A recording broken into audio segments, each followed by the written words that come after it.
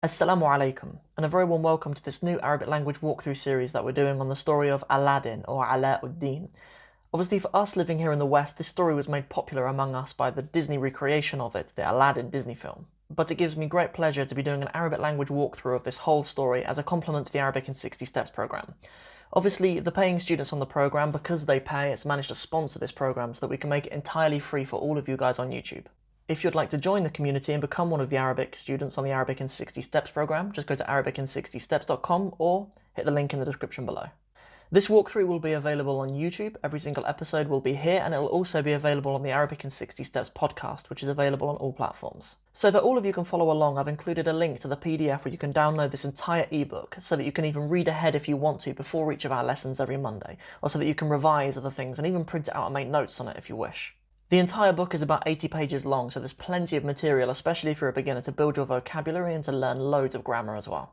Please invite your friends and family along to join us on this journey as well. We'll be doing these episodes every single Monday, but of course even if you can't join us at 6 PM on Monday, maybe you're in a different time zone or you're busy or whatever the reason may be, you can obviously catch up on it. We're going to be leaving them on YouTube and on the podcast as well, or even if you're joining us later on the journey.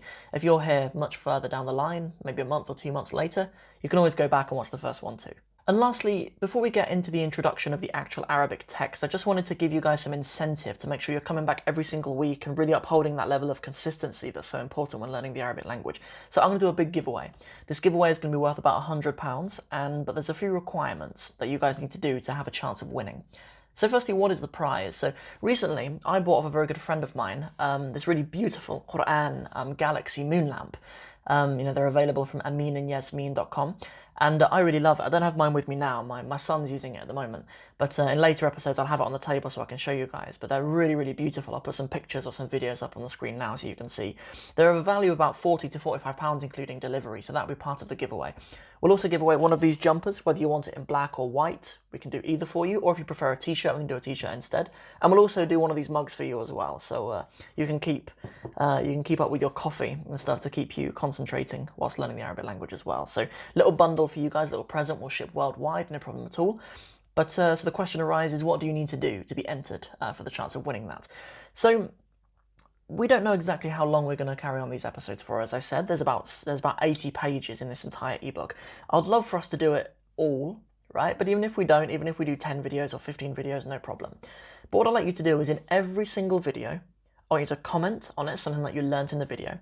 I want you to share the link, whether it be to a WhatsApp group or to one friend or to your Facebook page or anywhere, really. Or if you share it on Instagram, make sure you use @Arabic in 60 Steps as well. So I'd like you to comment something that you've learned, I'd like you to share it, and I'd like you to like the video as well and subscribe. So if I can see that you've commented on every single video and I can check that you've shared it on one of your platforms of every single video, then you'll be entered for the opportunity to win this prize of worth about £100. So without further ado, let's get into the real Arabic of it. So we're going to start talking about the temheed. The temheed. You can see here, I'll share my screen with you, inshallah. Hold on a sec. I'll just underline it in red. Okay, so what is the temheed? The temheed is the introduction, or the preface, or the preface. It's slightly different to an introduction, actually. An introduction in Arabic is a muqaddama. Even many of the great hadith books, including Muslim, begin with a muqaddamatun. They begin with a muqaddama, an introduction. But this is a temheed from the verb mahada, which really means to kind of pave the way for something. It's a bit different to an introduction. So this is the temheed, okay. So what is this bit? Okay, this kind of sets the scene of where it is. Fi bilad as-Sin. Fi bilad as-Sin. So fi obviously means in, and bilad is the country or the town or the place. As-Sin, in the land of as-Sin. As-Sin is China. A lot of people don't kind of appreciate that, actually. Aladdin is from China. Like in the Disney recreation of it, obviously it doesn't look like it's set in China, and I don't believe it is. But the person, Alauddin himself, is from China. So let's come down here, okay. So it begins with talking about another person, okay. Aladdin isn't the first person that we learn about in this particular book. We learn about Mustafa. We learn about Mustafa al-Khayyat. So Mustafa is quite a common name. I mean, it's actually from a verb istafa, which is to choose something, for someone to be chosen. And one of the names of Muhammad sallallahu alaihi wasallam is al-Mustafa, kind of the chosen one. Al-khayyat. What is a khayyat? It is like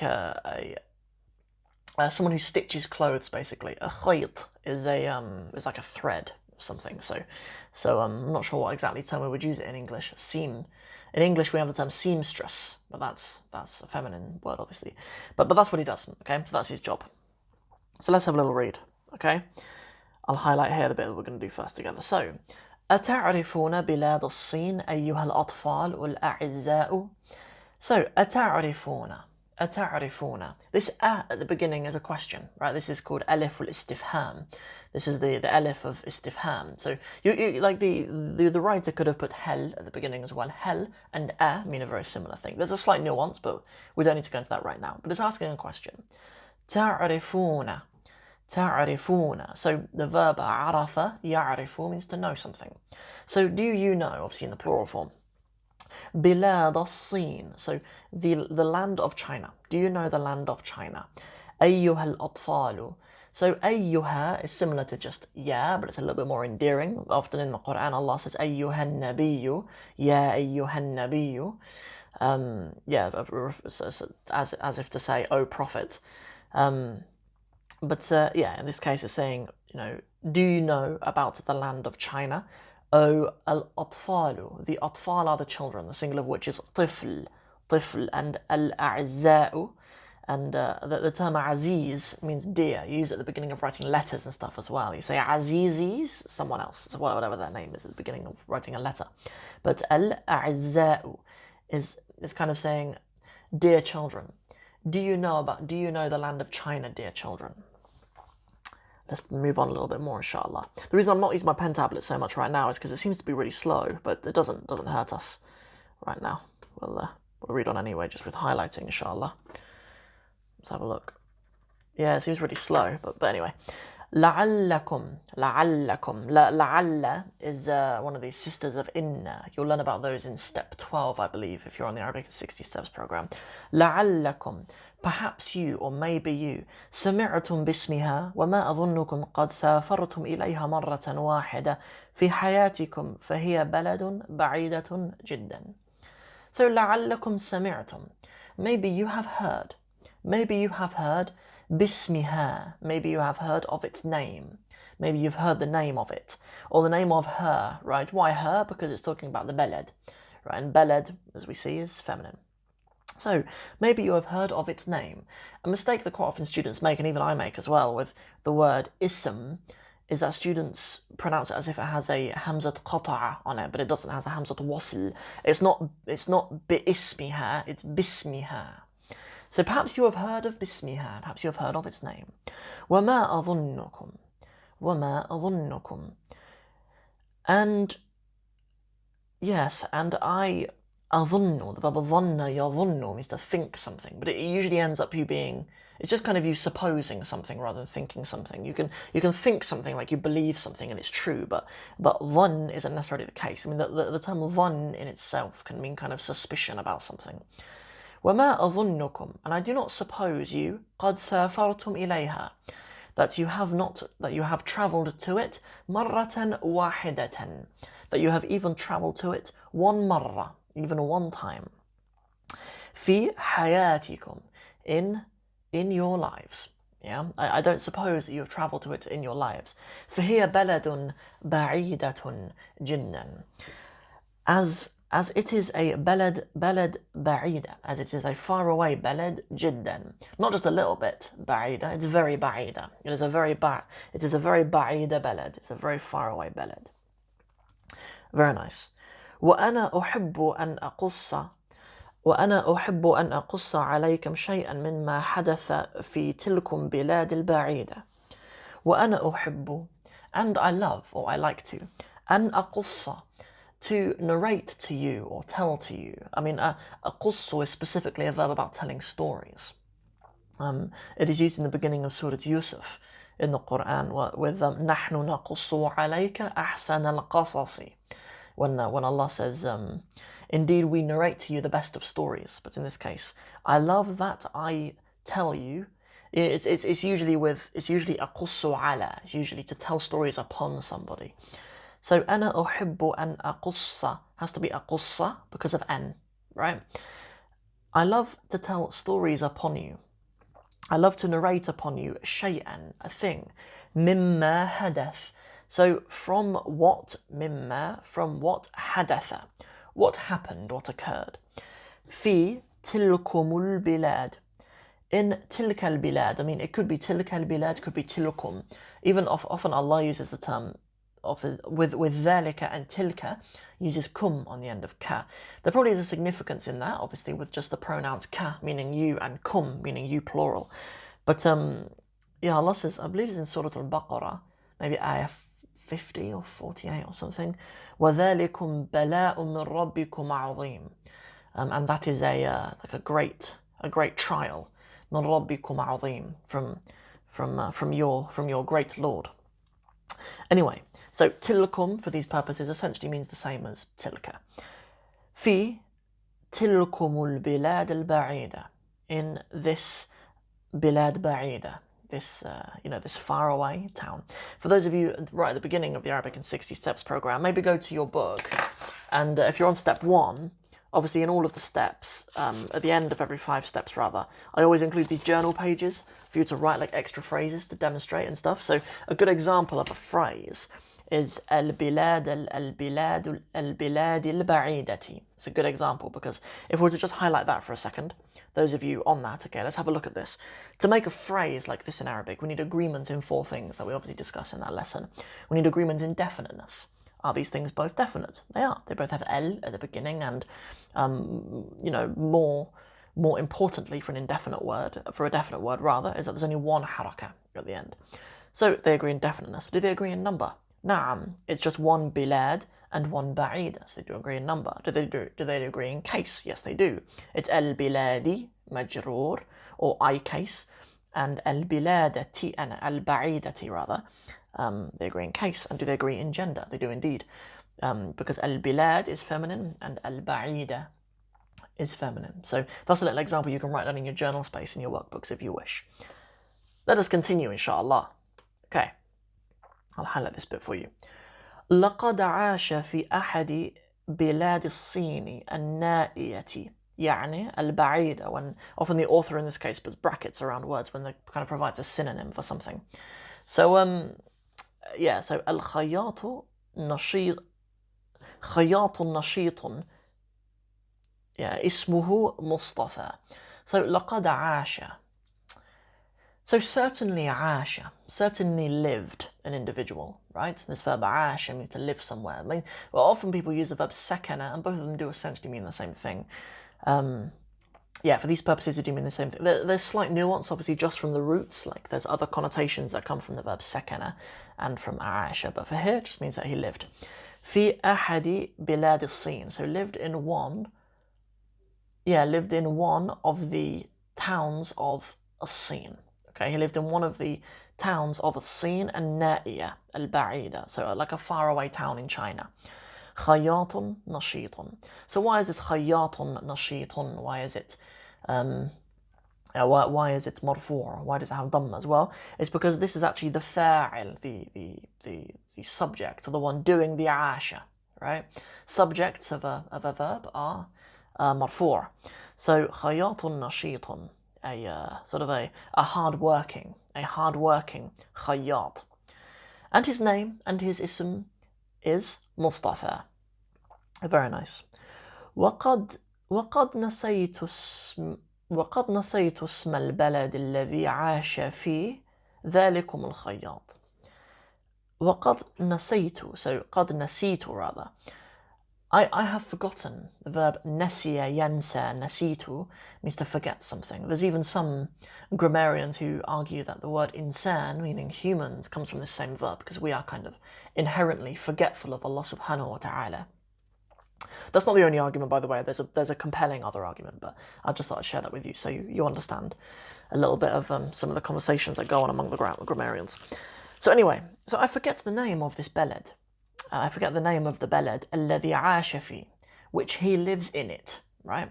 I forget the name of the town or the place which he lives in it.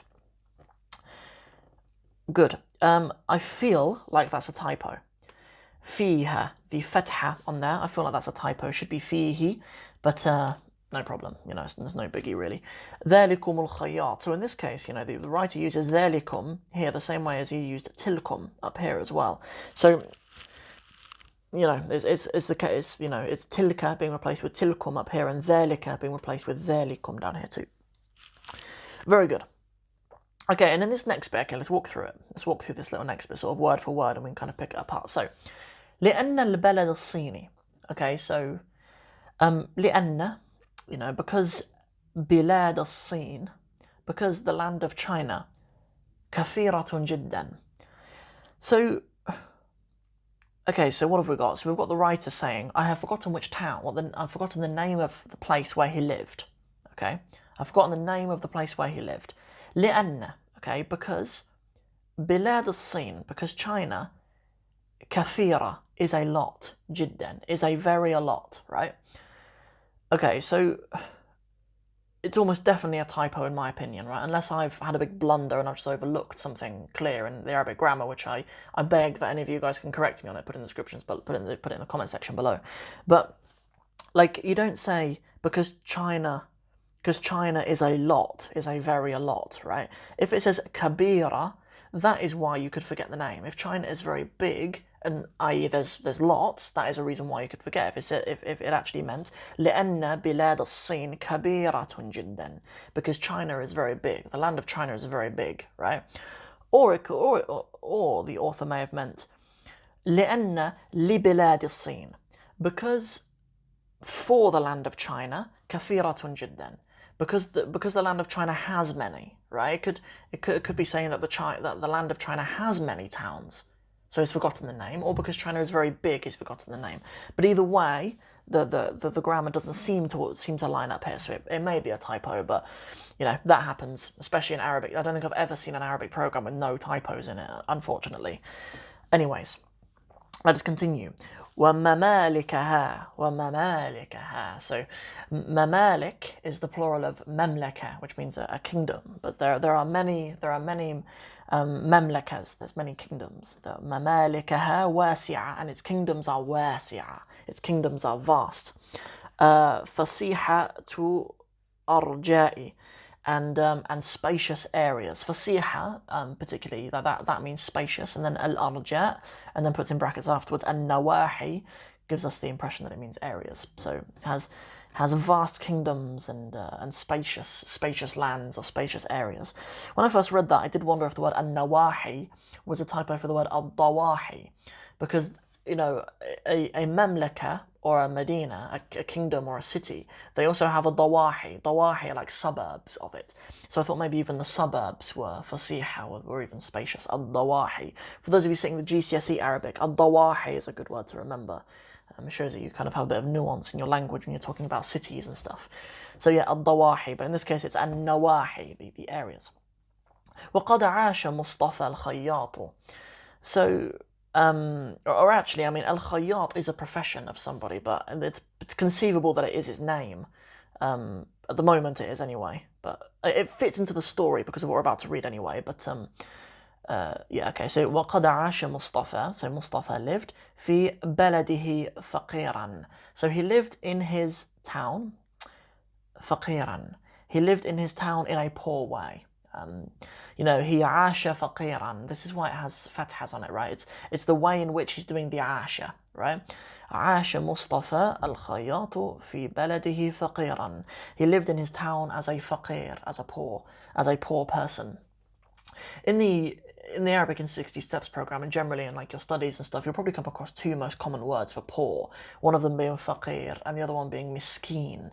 Miskeen is a term that I know in Somali anyway, because my in-laws are Somalis. They use the term miskeen, but to more mean like someone's poor in the sense. We actually do this in English too, where we say someone's poor as in money, or we say like, oh, poor him, oh, that poor little boy. We don't mean he's poor as in he's got no money. We kind of mean he's unfortunate. You know what I mean? Miskeen kind of carries that connotation as well. But when I've actually asked my Arabic teachers about this, they've always said that miskeen means you've got absolutely nothing. Like miskeen is like even more poor than someone who's faqir. You know, because like in this case, Mustafa al-Khayyat, even though he's faqir, he does have a job. Do you know what I mean? So he doesn't have nothing, but he is faqir. He's relatively faqir. Very nice. وكان يعمل طول يومه في دكانه. وكان يعمل. And he يعمل. The verb عمل يعمل means to work or to do something, but in this case, obviously, specifically to work. وكان يعمل. Kana has this kind of superpower of making sentences past tense if you stick them on the beginning. Those of you who followed along our series of the story of Ibrahim alayhi salam that we did on this channel will remember that's used all the time. وَكَانَ إِبْرَاهِيمُ يَقُولُ لِأَبِيهِ, like Ibrahim said to his father, right? So we always have kana with present tense verbs, and that makes the present tense verb past tense, right? The author could have just as easily said عَمِلَ طُولَ يَوْمِهِ. You know, that he works the length of his days. He works طولة, he works the length, يومه, of his day. He works the full day. في دكانه, in his shop. الدكان, and the plural of which is دكاكين. Yeah, دكان دكاكين. Good. Yes, so he works all of his day in his shop. لماذا؟ ليحصل على قوته وقوت زوجه وولده. Very nice. So لماذا? So why? That's not in the text. I'm asking the question why. Why does he do that? ليحصل على. This verb حصل can have lots of different meanings really, but حصل على means to get something. So ليحصل, why is it ليحصل rather than يحصل? It's because of this li at the beginning. This is the kind of li, like لأن. You know, in order to get something, right? ليحصل على, in order to acquire, or in order to get قوته وقوت زوجه ولولده, right? وولده. So what is the قوت? قوته, in order to get his قوت. قوت is that's an unusual word actually. I've only seen it in a couple of texts before, but it essentially means food, right? It can specifically mean bread. And if I were to use the Disney film as a secondary source, you might think it was bread. I think Aladdin steals bread or something in the beginning of the movie. Anyway, I digress.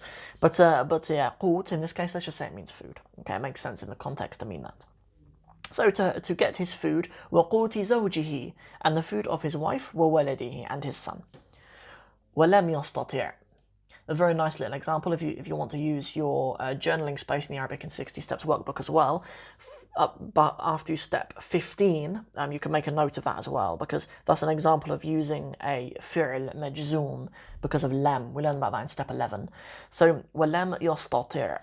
So he was not able. This verb استطاع is a form 10 verb, and it means to be able to do something. لم يستطيع. It would normally be استطاع يستطيع with a ya in there, يستطيع.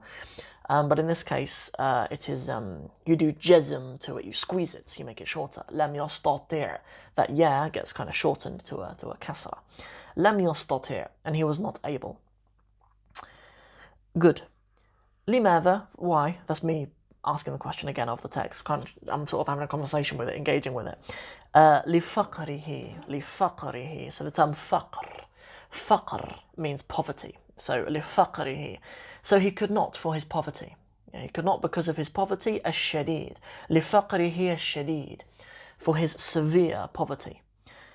أن يدخر شيئا من المال. Nice, so he was not able to يدخر شيئا. He was not able to يدخر anything. جيد. ما معنى يدخر? So the verb ادخر is a form 8 verb, and it means to save something. You know, you always يدخر مالا. He always saves money. ادخر. It's a nice one for you to remember that actually. أريد أن أدخر مالا. I want to save money. Good. And so he was not able to save شيئا من المال, anything from the money. لينفع به زوجه وولده بعد موته. So he was not able to save any of his money. To do what with? لينفع. The verb نفع, ينفع, means to benefit somebody. It's of any benefit. You'll also probably remember that word from the story of Ibrahim. The expression لا يضر ولا ينفع. it cannot. That was something that we learned in the story of Ibrahim alayhi salam, where we talked about the idols, the asnam, la yadurru, they do not harm, wa la yanfa', and they do not benefit. It is only Allah who harms or can benefit. So, but in this case, he's saying liyanfa'a bihi, to benefit by it, zawjahu, his wife, wa waladahu, and his son, ba'da mawtihi, after his maut, after his death. So I think that's probably plenty of Arabic for us to go over in this little introduction lesson. But maybe what we'll do before we move on is we will talk about this last bit, okay? We will talk about Alauddin. Alauddin. So the name Alauddin is obviously the actual original meaning of the word Aladdin. And you may even come across people with the name Ala. You know, the term Ala on its own is a name as well. I know English speakers, when they meet people called Ala, they think that their name is Allah. They think like they've got a friend whose name is Allah, but it's not fitting for people to have the name Allah. It's probably not. It's probably the name Ala, because obviously when we kind of Romanize that word, Allah, we end up, you know, A-double-L-A-H for Allah, and then Ala ends up being A-L-A, Allah and Allah, and obviously without understanding the shadda on the lam in the name Allah, you end up calling them both Allah, right? So I've heard a number of people tell me, I used to know a guy called Allah, but it's probably called Ala, right? Cool, so what does Ala mean? It means sort of the nobility or the highness. The term Ala is to do with being high or high up. If something's Ali, it's high up or high. Ad-Din is obviously the creed, the religion, Ad-Din. Maybe one day we'll talk a little bit about the distinction between the term Ad-Din, the religion, and Millah, which is also called a religion as well. Very nice. So that's obviously an Idafa name. Idafa names are obviously very common, especially among our Bengali brothers and sisters as well. They often have Idafa names. So this is Ala'u, the let's call it, just for the sake of this, let's call it the nobility, right? Ala'u, the nobility, ad-dini, of the deen, of the creed, of the religion. If you want to know more about idafas, go to step 18, I believe. I've not got the contest page open, but I believe it's step 18 though. Maybe write the name Alauddin as an example. Other examples of idafa names are things like Abdullahi or Abdus Salami. Those are all examples of idafa names. So there are about 100 words in that passage, which is really useful for us, alhamdulillah, good way for us to start, inshallah. In the following lessons, because I did kind of an introduction to this video, in following lessons we'll cover more. We'll try to cover an entire page or something, maybe do 200, 300 words in each one of these lessons. So that's what we'll do, and next time, inshallah, I'll have the pen tablet working better as well. It does work, but just when I click it to make it work, it's really slow. Which is infuriating. Like, I'm scribbling loads there and it's still catching up with me. But anyway, no problem though. I don't think it's hurt us too much. But so that's it. The last thing I'll mention before we round off, inshallah, is if any of the students, especially those of you who are on the Arabic in 60 Steps program, if you would like to contribute and help me out, create more resources for the other students, I'd really appreciate it if someone put together a vocab list for me. And then the students who are watching this here on YouTube or on the podcast can go over to my website and they can download it as well. Or we'll leave links in the description, to download the vocab lists and stuff like that for each one of the lessons as well. Because, as I say, we've probably learnt that there are about 100 words in that passage, but there's maybe, 50 or 60 unique words perhaps. And that'd be a really nice way for us to let students make flashcards for each lesson and stuff like that, and make it a bit more formal as well. Even though it's free, make it feel like something very premium. So that's everything for now. Hope you've enjoyed this video, and if you have, please don't forget to like and share it. And if you want to be entered as well to make sure that you win the prizes as well at the end of this series, don't forget to share this with anybody, and don't forget to comment below as well something that you learned, inshallah. And even if you aren't interested in being entered for the prize, just comment below and let me know what you think of this new series, inshallah, because I'm really excited about it. And that's it. Thanks for watching. Assalamu alaikum.